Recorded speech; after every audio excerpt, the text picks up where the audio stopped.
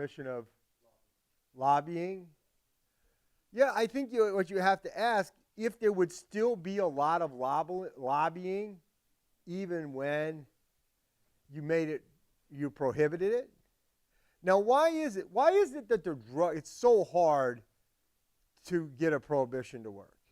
Why is it that it's very hard to get the quantity to fall? And the answer is, to me, is that the demanders are not cooperating in this experiment, right? It's like if there was somebody trying to kill you and you said, help me, I'd say, fine, stand over here and I'll protect you. And I got some chance of protecting you from people who want to kill you when you don't want to be killed.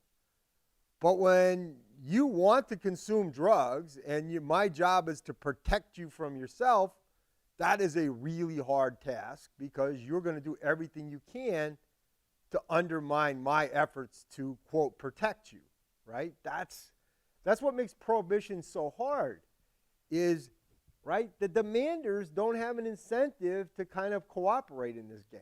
They have an incentive to fight they're fighting me too. It's not just the suppliers who want to sell the drugs, the demanders want to avoid it.